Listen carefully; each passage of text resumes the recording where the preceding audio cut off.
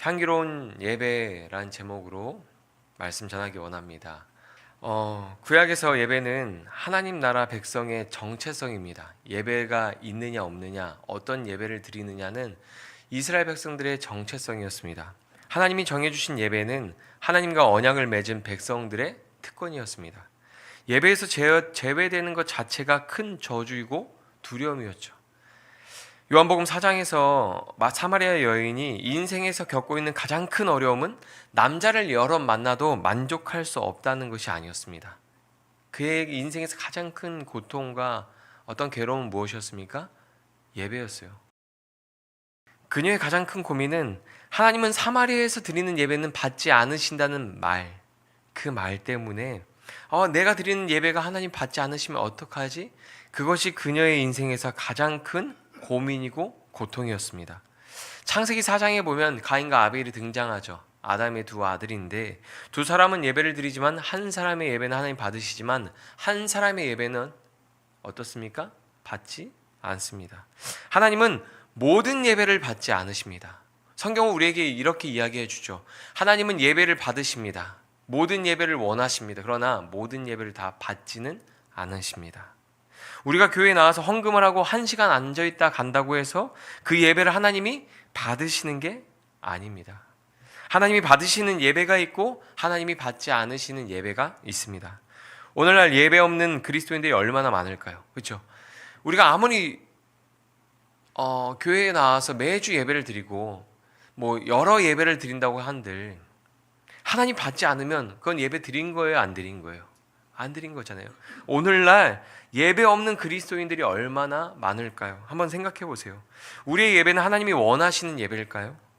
예배가 없다는 것은 하나님의 용서도 축복도 없다는 것을 의미합니다. 예배는 하나님 나라를 소유한 백성들에게 굉장히 중요합니다. 출애굽기를 읽어보면 40장 중에서 성막에 대한 내용이 제일 많아요. 25장부터 쭉 성막에 대한 내용인데 15장을 다 예배에 대한 관련되는 것들로 하거든요. 사실은 20장에 나오는 10계명부터 쭉 하면은 그것도 예배에 관련된 거니까 삶에 대한 부분이니까 출애굽기의 절반의 내용이 예배에 관련된 내용이라고 보아도 저는 무관한 것 같아요. 이스라엘 백성들에게 그만큼 성막에서 드리는 예배가 중요했어요. 10계명을 따라서 하나님 앞에 율법을 지키는 삶, 성막에서 드려지는 그 예배가 이스라엘 백성들한테 굉장히 중요했습니다. 그러니까 예배가 곧 이스라엘 백성들의 정체성이죠. 어떤 예배를 드리는가, 그것이 이스라엘 백성들의 스피릿이죠. 정체성이었어요. 출애굽기 29장 45절 46절 같이 읽어보겠습니다. 시작. 내가 이스라엘 자손 중에 거하여 그들의 하나님이 되리니 그들은 내가 그들의 하나님 여호와로서 그들 중에 거하려고 그들을 애굽 땅에서 인도하여 낸 줄을 알리라. 나는 그들의 하나님 여호와니라. 아멘. 성막에서 드리는 예배를 통해서 그들은 하나님을 기억하고 하나님의 은혜를 따라 거룩한 백성으로 그 땅에서 살아가야 했습니다. 오늘날 우리가 드리는 예배의 형태는 바뀌었지만 의미는 동일합니다. 우리에게도 예배는 굉장히 중요하죠. 예배를 통해서 하나님을 기억하고 하나님이 주시는 그 은혜에 합당한 삶을 살아가야 합니다. 그런데 예배가 사라지고 예배가 무너지면 어떻게 될까요? 은혜에 합당한 삶도 사라지고 그 삶도 무너지게 되는 거죠. 우리의 거룩한 삶도 무너지고 사라지는 거예요. 예배가 얼마나 중요한지 아시겠습니까? 예배가 무너지면 거룩한 삶도 무너지는 거예요. 예배가 사라지면 거룩한 삶도 사라지는 거예요. 그런데 생각해 보세요. 매주 나와서 앉아서 예배 드린다고 그 예배가 아니라 그랬잖아요. 하나님이 받으시는 예배가 예배라 그랬잖아요. 우린 그 부분을 잘 생각해 볼 필요가 있을 것 같아요. 예배가 무너지면 세상에서 하나님의 구별된 백성의 모습이 드러나지 않아요. 이스라엘의 역사를 돌아보면 예배가 무너진 이스라엘 백성들의 순결한 모습은 다 잃어버리고 사라졌어요. 어떤 모습들이 나타나냐면 힘과 부와 쾌락을 쫓는 이방인의 삶을 닮아갑니다. 하나님이 진노하시죠. 그들을 이방인처럼 대하기 시작하시죠. 왜요? 예배가 무너졌거든요. 하나님의 백성에 대한 정체성이 사라진 거예요. 예배가 무너지니까. 오늘날 많은 교회가 있습니다. 많은 예배가 있습니다. 그러나 세상에서 하나님의 백성, 하나님의 자녀로 구별된 모습이 보이지 않는 것은 예배가 사라졌기 때문이죠. 어떤 예배요? 하나님이 받으시는 예배가 사라졌기 때문이에요. 수많은 예배가 있지만 하나님이 받으신 예배가 많지 않기 때문일지도 모르겠습니다. 왜 교회는 많아지고 왜 예배는 많아지는데 왜 세상에서 하나님의 백성, 하나님의 자녀로 구별된 사람들을 찾아보기가 점점점 어려워질까요? 예배가 사라지고 있기 때문이죠. 어떤 예배요? 하나님이 원하시고 하나님이 받으신 예배. 우리 예배는 어떤 예배일까요? 하나님이 원하시고 받으신 예배일까요? 아니면 가인이 드렸던 그런 예배일까요? 레위기에서 제일 먼저 다루고 있는 제사는 번제입니다. 이스라엘에서 번제는 아침과 저녁에 2번 드려졌습니다. 그리고 저녁에 드리던 번제가 시간이 지나서 이제 소제로 바뀌는 그런 내용도 나옵니다. 번제에 담긴 의미를 통해서 우리의 예배를 좀 점검하고 하나님이 받으시는 향기로운 예배를 올려드리는 예배자가 되시기를 축복합니다. 우리 예배가 회복되었으면 좋겠어요. 우리 예배가 정말 하나님의 기름 부으심이 넘치고 하나님 그 향기, 하나님이 받으신 그 향기가 넘쳐났으면 좋겠어요. 신약에서 이런 이야기 하잖아요. 너는 그리스도의 향기라. 우리가 하나님 앞에 온전히 받쳐져서 우리가 다 태워지면 향기가 나요. 어떤 향기요? 그리스도의 향기가 나요. 하나님 받으신 예배가 드려지면 우리한테 그리스도의 향기가 나는데 하나님 받으신 예배를 드리지 않으니까 우리한테 어떤 냄새가 나는 거예요? 옛사람의 냄새가 나죠. 향기라고 못하죠. 옛사람의 냄새가 나죠. 세상의 그 어떤 탐욕의 쩔은 냄새가 나죠. 쾌쾌한 냄새. 근데 우리가 하나님이 받으신 예배를 드리면 우리한테 그리스도의 향기가 나는 거예요.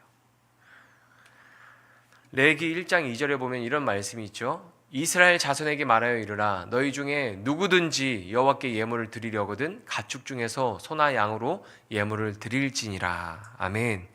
누구든지에 사용된 히브리어는 아담입니다.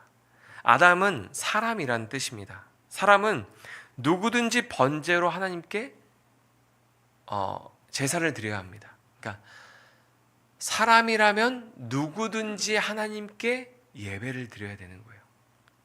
아담이란 단어를 사용한 것은 의도가 있어 보입니다. 아담은 하나님의 형상대로 지음을 받았죠. 그러나 하나님의 뜻에 불순종하고 하나님의 형상을 잃어버렸습니다. 죄로 인해서 하나님의 관계가 어떻게 됩니까? 끊어졌어요. 죄의 결과는 무엇입니까? 사망이죠. 그 죄와 사망 아래에 있는 아담은 그 죄의 대가를 생명으로 지불해야 합니다. 죄의 값으로 생명을 지불하지 않고 생명을 부지하기 위해서 어떻게 해야 합니까? 하나님께 가까이 나가야 하는 거죠. 죄를 범하고 나무 뒤에 숨었던 아담이 하나님께서 아담아 어디 있느냐 부르셨을 때 가까이 나아갔던 것처럼 하나님께 가까이 나아갈 때 그 죄의 문제가 해결되었던 것처럼 우리가 죄의 문제를 가지고 하나님 앞에 나아갈 때 그 죄의 문제가 해결되는 거죠. 근데 레위기 1장 2절에 보면 이런 말씀이 있어요. 예물을 드리려거든 예물을 드릴지니라. 여기 드리다에 사용된 단어는 가까이 가다라는 뜻이에요. 예배는 창조주 하나님, 구원의 하나님께 가까이 나아가는 믿음의 행위입니다. 그렇죠? 여러분, 지금 여러분이 이 예배 자리에 오셨잖아요. 하나님께 가까이 나온 믿음의 행위예요. 얼마나 하나님이 기뻐하시겠어요. 누구든지 사람이라면 창조주 하나님께 예배를 드려야 되는 거예요. 누구든지 아담이라면. 사람이 예배를 드리지 않아서 지옥에 가는 게 아니에요. 창조주 하나님께 예배를 드리지 않아서 지옥에 가는 게 아닙니다. 죄의 문제를 해결해 주실 하나님께 나아가지 않아서 지옥에 가는 거예요. 죄의 문제를 누가 해결해 줘야 합니까? 내 스스로 그 죄를 감당하면 어떻게 되는 거예요? 죄의 값은 사망이니 죽음밖에 없는 거죠. 멸망의 길밖에 없는 거죠. 하나님을 믿지 않아서 예배드리지 않아서 지옥에 가는 게 아니라 그 죄를 가지고 하나님께 나아가지 않았기 때문에 죄의 값으로 사망에 이르게 되는 거예요. 지옥에 가는 겁니다. 예배는 죄인이 하나님께 가까이 나아가는 믿음의 행위입니다. 그런데 그냥 예배의 자리로 나아가면 될까요? 그냥 예배의 자리로 나아가면 될까요? 마태복음 22장에서 예수님이 천국으로 혼인잔치에 비유하면서 가르쳐 주셨어요. 그때 혼인잔치를 베푼 어떤 임금이 막 사람들을 초대합니다. 이 혼인잔치에 오라고. 여러분 저기 있으면 다 결혼할 사람들만 지금 여기 앉아있는데 결혼식장에 초대할 때 아무나 초대해요 안 해요? 그래도 아무나 초대해요 안 해요? 안 하죠. 그 자리를 빛내줄 사람들 초대할 거 아니에요. 그동안 관계 맺고 가깝게 지냈던 보석 같은 그런 사람들을 초대할 거 아니에요. 임금이 그 잔치에 막 초대하는 거예요, 사람들을. 근데 사람들이 초대를 했는데, 임금이 초대했는데 먹고 사는 게 바빠서 안 와요. 잔치가 자리가 텅텅 빈 거예요. 그러자 임금이 이 잔치를 위해서 악한 자, 선한 자 가리지 않고 다 초대합니다. 그러니까 그 천국 잔치가, 그 혼인 잔치가 완전 가득 찼어요, 사람으로. 그런데 그때 예복을 입지 않은 한 사람이 나타나요. 어떻게 했을까요, 임금이? 아, 야, 너 왜 그렇게 왔어? 하면서 막 옷을 벗어서 이거 입어 하고 입혀줬을까요? 아니면 그 사람을 내쫓았을까요? 어떻게 했을 것 같아요? 그 사람은 예복을 입지 않고 와서 그 혼인 잔치에서 쫓겨납니다. 자격도 없는데 예복도 갖추지 않고 와서 쫓겨나요. 마태복음 22장 12절 13절입니다. 같이 읽어볼까요? 시작. 이르되 친구여,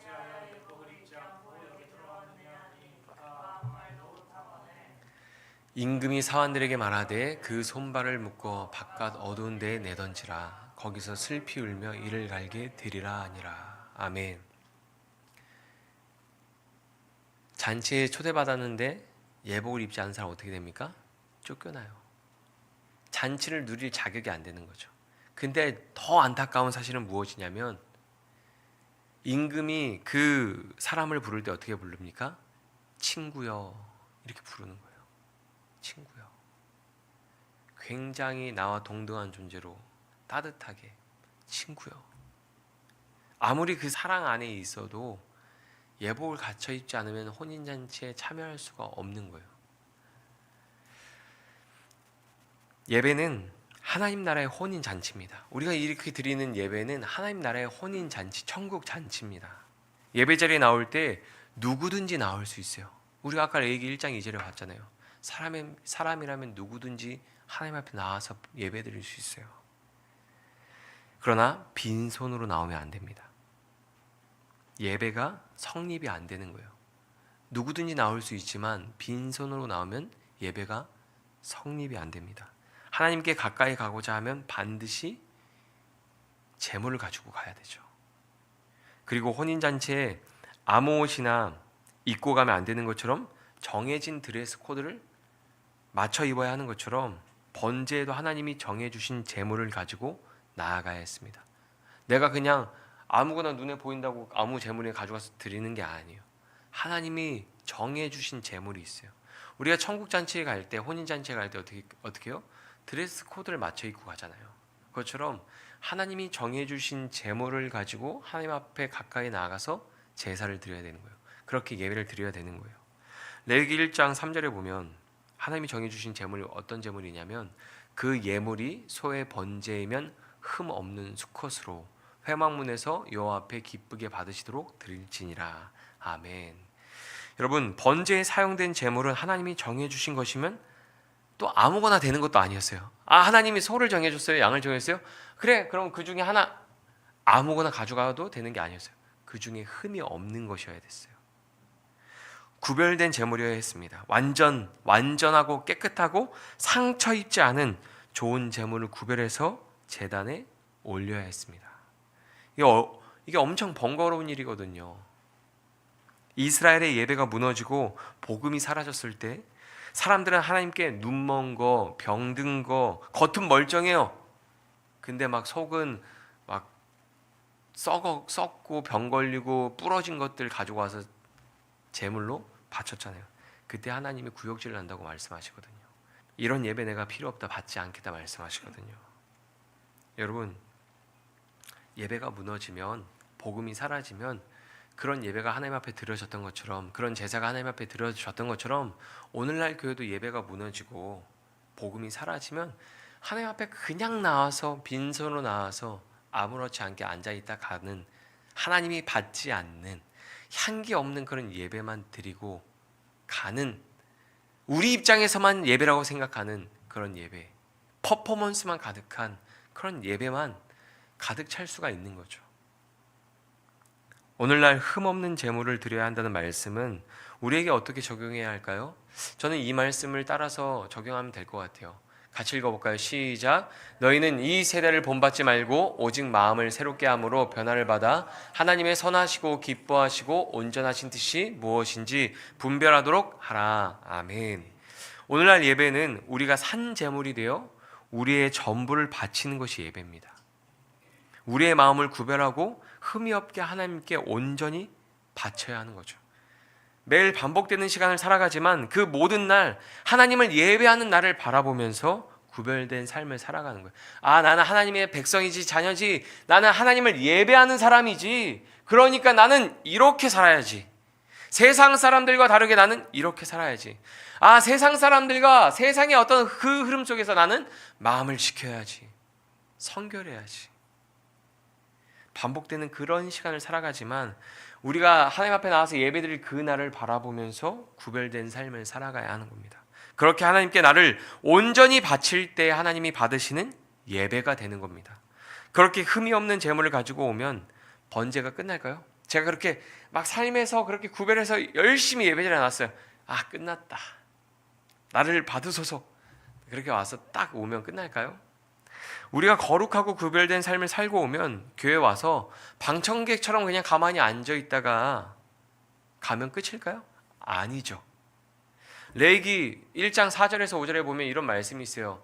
그는 번제물의 머리에 안수할지니 그를 위하여 기쁘게 받으심이 되어 그를 위하여 속죄가 될 것이라. 그는 여호와 앞에서 그 수송아지를 잡을 것이요 아론의 자손 제사장들은 그 피를 가져다가 회막 문 앞 제단 사방에 뿌릴 것이며. 아멘.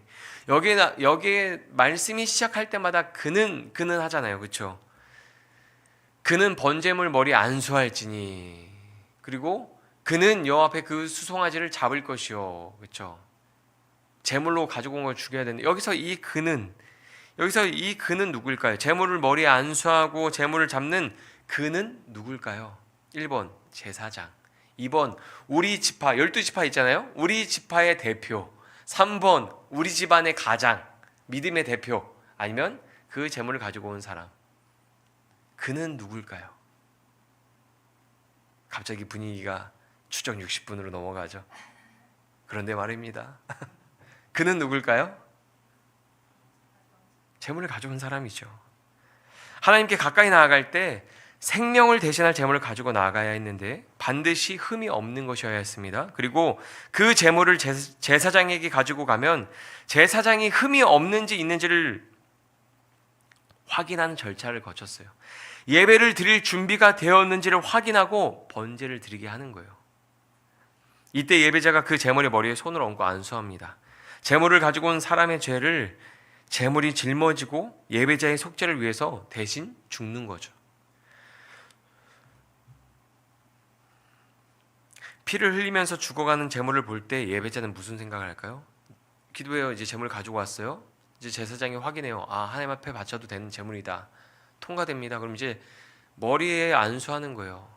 하나님, 기도하고. 그럼 이제 이 내 죄를 짊어진 이 제물이 속죄 제물이 돼서 이제 대신 죽잖아요. 근데 이거를 이거 너무 잔인하니까 뭐 예를 들면 성도님 이거 너무 잔인하니까 살짝 뒤돌아 계세요. 이러고서 막 제사장이 막 이렇게 죽이는 게 아니잖아요. 제물을 가지고 온 내가 그 제물을 죽여야 되잖아요. 각을 떠야 되고 가죽을 벗겨야 되잖아요. 그 고기 각 뜰 때 내장도 내가 빼야 되잖아요. 사방에 막 피가 묻을 거 아니에요. 그 제물을 볼 때 예배자는 무슨 생각을 할까요? 그 제물을 볼 때마다 죄의 무서움에 대해서 떠올리지 않을까요? 그리고 그렇게 죽어가는 제물을 볼 때 내 모습이 오버랩돼서 내가 죽어야 되는데 나를 대신해서 저 제물이 죽는구나. 그러면서 하나님의 은혜를 다시 한번 생각하지 않을까? 내가 이렇게 하나님의 백성으로 자녀로 이 땅을 살아갈 수 있는 것은 전능하신 하나님의 은혜이구나. 그런 것들을 경험하게 되는 거죠. 근데 이 경험이 피부에 와닿는 경험이시네. 내가 직접 가서 안수하고 내가 그렇게 이 안수뿐만이 아니라 이 제물을 드리기 위해서 구별해서 따로 얼마나 특별하게 관리했겠어요? 근데 그걸 가지고 와서 죽이고 가죽을 벗기고 각을 뜨고 내장 다 빼고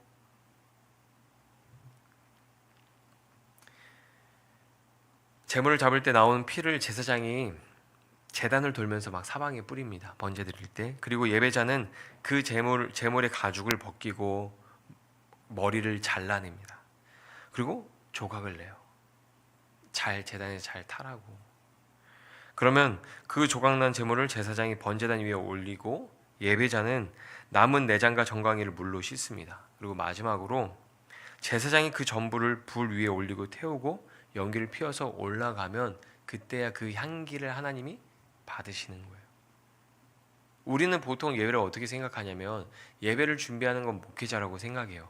예배를 준비하는 건 교회에서 섬기고 봉사하는 사람이라고 생각해요. 근데 어때요? 성경에 보니까 제물을 가지고 온 사람이나 제사장이나 함께 하나님 앞에 나아가는 거예요. 오히려 제사장은 돕는 역할을 하죠. 그럼 신앙의 주체는 누가 돼야 되는 거예요? 예배의 주체는 누가 돼야 되는 거예요? 내가 돼야 되는 거죠. 내가 하나님 앞에 나를 드리는 시간이잖아요.